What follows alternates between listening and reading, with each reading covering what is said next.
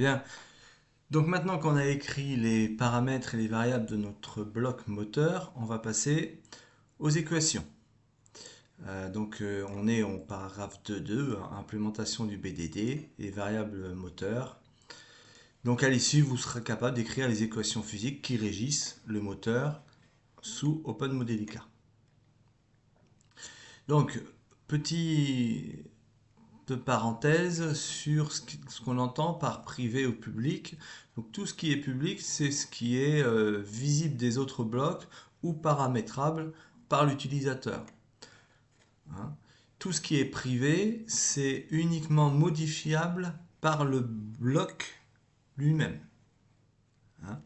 Donc toutes ces équations qui sont là, c'est ce qui régit le comportement du bloc lors des simulations. Hein. Donc en fait, les équations vont faire évoluer les variables et les variables qui sont là en privé vont être modifiées. Bien. Donc le bloc moteur, donc toujours, il se traduit toujours par le modèle moteur. On a fait les variables. Maintenant, on va passer aux équations. Donc tout d'abord, on va prélever l'entrée, hein, l'entrée U. C'est la première chose à faire. Hein. Donc sous mes équations, je vais grossir un petit peu. Sous mes équations, d'abord, je vais dans un premier temps prélever la tension d'entrée. Hein. Donc ma tension d'entrée, ici, c'est une entrée électrique. On voit bien, hein, c'est mon flux électrique. Dans son flux électrique, je prends la propriété U. Voilà. Je fais la même chose, donc je reprends mon document. Je fais la même chose avec I. Hein. Donc je prélève en entrée. Alors je pourrais directement travailler avec entrée.u et entrée.i, hein, mais c'est beaucoup plus clair d'affecter ça à une variable interne. Hein, parce que entrée.u est public, entrée.i est public, et donc on l'affecte à une variable privée. En objet, c'est ce qu'on appellera le constructeur, pour ceux qui font de la programmation objet. Voilà. Et puis ensuite, la sortie, alors ça je vais le mettre un peu plus bas, hein, parce qu'il sera déduit des équations. La sortie sera affectée par la vitesse angulaire oméga.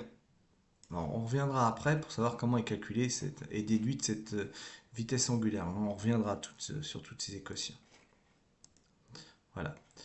Donc ensuite, quelle est l'équation électrique qui régit les grandeurs électriques qui régit mon moteur?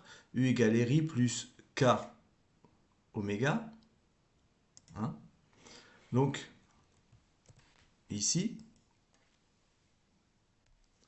je viens écrire la première équation qui va régir mon moteur.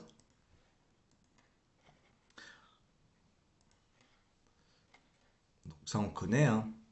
La deuxième équation qui va régir mon moteur, c'est le couple. Hein.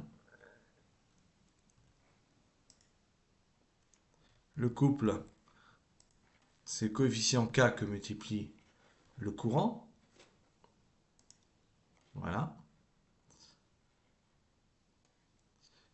Alors, est-ce que j'ai... hop, faut que je fasse attention. Ah oui, alors ici, j'ai copié le mauvais. Hop, on va mettre des multipliés. Des multipliés, sinon il va pas être content. Voilà. Voilà. Hop, on reprend. Je réduis un peu. Voilà. Donc, on reprend. Donc, ensuite, le principe fondamental de la dynamique, somme des... Voilà, somme des couples égale J d carré θ sur dt. Hop,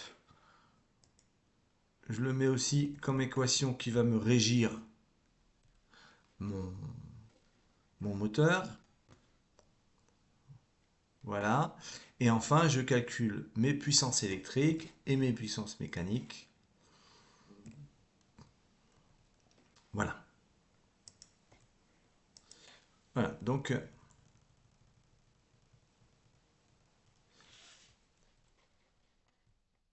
toutes mes équations qui régissent le comportement du moteur sont, sont écrites. Donc, si je fais le point, hein, donc si je prends mon bloc équation hein, que j'ai ici, je vais l'expliciter un petit peu. Donc, U et I, U et I, ce sont des variables internes définies depuis le connecteur. Hein. Donc, pourquoi redéfinir des variables internes? Parce que les variables U et I sont des variables privées. Et ici, on a des variables publiques. Ce qu'il faut bien comprendre, c'est que le simulateur, le moteur du simulateur, considère pas que tout ceci, c'est une suite d'instructions. Toutes les équations sont résolues simultanément. C'est ça qui est important à bien comprendre. Hein. C'est pas un algorithme que l'on exécute ligne après ligne. Hein. Voilà. Donc dans un premier temps, on a récupéré les grandeurs d'entrée. Dans un deuxième temps, on a défini les lois électriques qui définissent le moteur. Dans un troisième temps, on a défini les lois mécaniques. Dans un quatrième temps, on a décrit les conditions d'équilibre du système, les lois physiques qui doivent régir le système. Dans un cinquième temps, on a défini les puissances d'entrée et les puissances mécaniques, voilà, qu'elles puissent être accessibles en simulation. Et puis dans un sixième temps, on en a déduit à partir de la tension, etc. On en a déduit, on a affecté à la sortie la vitesse. Voilà. Donc on reprend notre modèle, on vérifie que tout ça c'est bon, donc on voit bien que tout est bon. Euh, donc si je regarde ce qu'il me dit, d'ailleurs ça peut être intéressant. Donc tout s'est bien passé. Voilà. Il me dit que il y a 10 équations possibles avec 10 variables. Donc pour lui, c'est OK. Et parmi les 10 équations possibles, j'en ai utilisé 5. Donc pour lui, tout va bien. Voilà. Bon. Donc par la suite, donc la vidéo suivante, ça va nous, dans la vidéo suivante, on va créer le réducteur hein, pour pouvoir ensuite faire le motoréducteur. Voilà, merci.